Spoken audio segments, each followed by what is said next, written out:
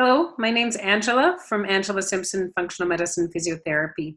Thanks for joining me today, and I'd like to talk to you about a topic that is very, very common in females in the perimenopausal and menopausal years, and that is low libido. And it's important to talk about this because if you are suffering from low libido, it's probably affecting several aspects of your life. And not only that, it could also be a sign or a signal that there are other things out of balance in your body that could potentially cause you some health issues down the road if you don't get those systems back into balance sooner than later. And so, where does low libido come from? Why does it show up in perimenopause? And a lot of people assume that because our hormones are fluctuating and shifting and changing, for the most part, they're going down, they're depleting slowly and gradually. Most people equate this to the main reason that they have low libido. However, I would say this isn't necessarily a natural and normal consequence of aging for females, because there are plenty of females that are in perimenopause and even postmenopausal that don't suffer from this symptom. And I'm sure that you probably have spoken with some women around you and you are aware of this. There probably is some women that are suffering from low libido, and if this is you, you're probably chatting with them about it potentially. But I'm sure you've heard of other women on the other side of it that haven't had any troubles as they go through menopause. And so why does this happen to some and not to others? And I do find that it's not necessarily just an imbalance in the hormonal system that causes low libido. It's usually this in combination with other bigger systems in the body being out of balance that also contribute to libido. And one of the main systems that contributes to this is our gut and our immune system.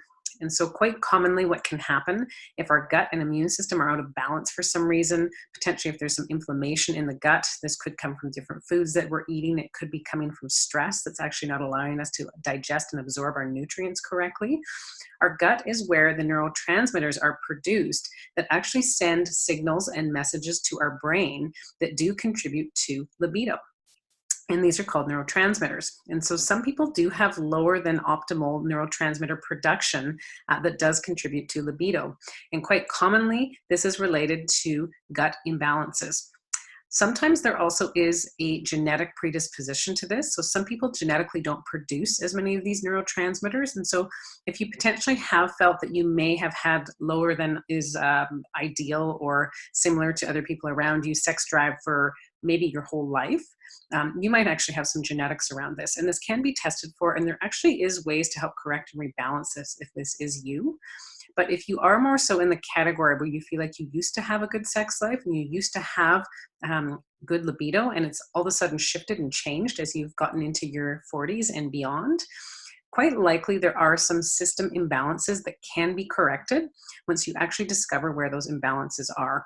And, if you are suffering from this, I'm sure it is affecting your ability to be intimate with your partner, or if you don't have a partner currently, maybe it's affecting your ability to actually have an intimate and caring relationship.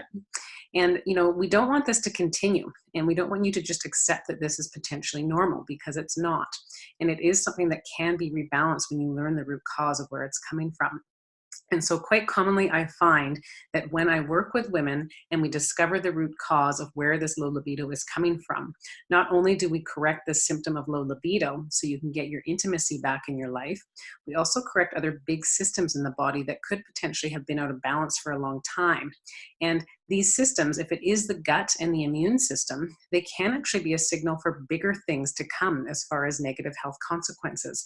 If your immune system is unbalanced and unregulated, potentially you could be at risk for other chronic conditions or even diseases such as cancer.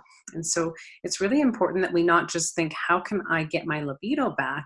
But what is the bigger symptom and the bigger broad picture here? If I don't take care of this, I could be at risk for some other health issues down the road. And so if you want to learn more about this, if you want to learn why you have low libido, how to fix it, how to get on top of all systems in your body that could be out of balance and creating this symptom for you, please let me know. Because I'm really happy to have a complimentary 45-minute consult to talk to you about this and see if it could be a good fit for us to work together, for me to help you not only re-optimize and return your libido back to you, but actually optimize your overall health and wellness, and actually help you transition into long-term vitality and energy. So you can reach me at my website, www.angelasimpsonfunctionalmedicine.ca. And you also can reach me through my Facebook group, Functional Medicine Physio for Women.